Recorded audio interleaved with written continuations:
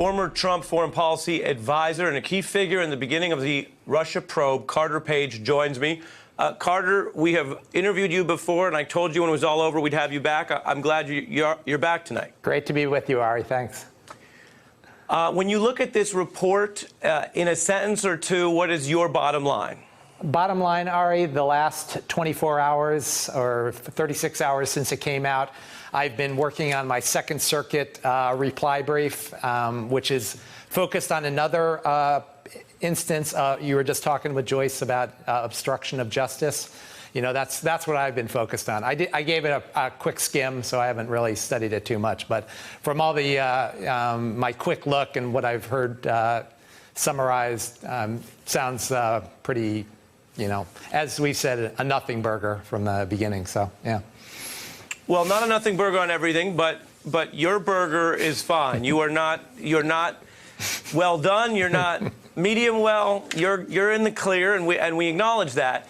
There are some interesting parts in here, so maybe we'll talk about them and get your honest, fresh reaction. Okay, let me read. Well, I know it'll be very fresh since I haven't. That's the best way. Yeah. You got nothing to hide. You made it in the clear, as I say. Yeah. Let me read to you an interesting part of what Mueller found with documentary evidence. A December 2016 email intended for Manafort has an alleged Russian asset who Mueller indicted, Kilimnik, saying, quote, Carter Page is in Moscow today, sending messages he's authorized to talk to Russia on behalf of Donald Trump on a range of issues of mutual interest, including Ukraine.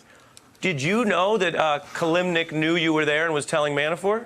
That's preposterous to me. I've never heard anything. That's news. That's news to you. Yeah. That's. I got to look up that page. It's interesting. Did you ever deal with Kilimnik directly? I don't think I've ever met him. That name does not sound familiar. Yeah. And so, other than being on the news all the time, I don't think we've crossed paths. Yeah. So the implication there from Mueller is that while you may have been minding your own business, so to speak, that this Russian intelligence-linked asset had knowledge of your whereabouts and what you were doing and was telling Manafort. Does that concern you, given that he and Manafort were both indicted by the probe? Not concern you about you, but concern you about them? Well, I mean, given the accuracy of that statement, that sounds somewhat concerning, I guess, on that level. The fact that there were some news reports that I happened to be over there, and he may look at those types of things, so not too big of a surprise on that front. So. Another thing that jumped out again, because it's weird, not because it's a crime, is this account in the Mueller report that a very senior Kremlin person asked you for Trump contacts in December 2016. Deputy Prime Minister, quote, asked Page if he could connect the Prime Minister with individuals involved in the transition to discuss future cooperation. And I guess I'm wondering, why were they thinking they needed you when Donald Trump was president-elect and they had presumably very high-level contacts? I'd need to see the full context of that, Ari. I did have a conversation with him very briefly while I was over there in December, about primarily about the school where I gave a graduation speech. He's a graduate of that school and has been on the board for some time, so.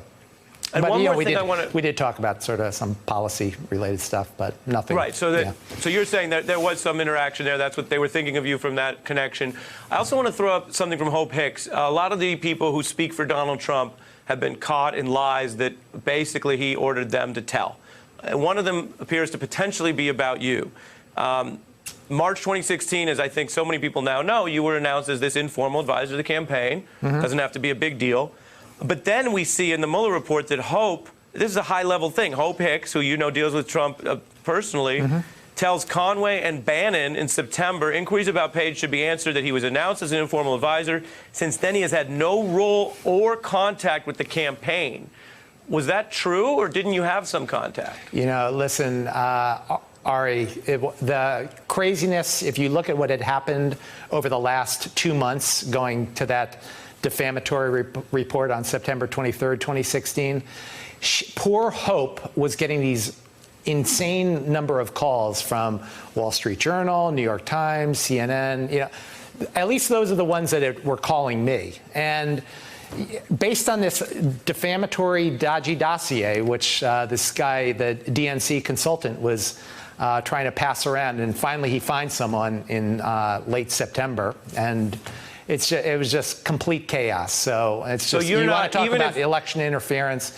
That is massive election interference, and hopefully we get to the bottom of it. So, well, yeah. but just so I get a straight answer from you, if she was not telling the truth, your view is you understand why, because you think she was under a pressure media campaign? No, I wouldn't say that, and I don't know the full context. And again, I'm not familiar with that piece, and I haven't seen any reports on it.